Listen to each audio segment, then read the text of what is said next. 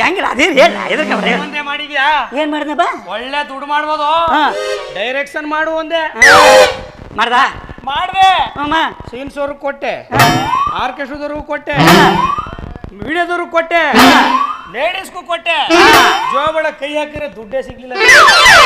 ನೀನ್ ಅದಕ್ಕ ಹೊಸ ಕೊಟ್ಕ ಬಂದೆ ಲಾಸ್ಟ್ ಅಲ್ಲಿ ಕೊಟ್ಟಿದ್ನಲ್ಲ ಯಾರ್ಗ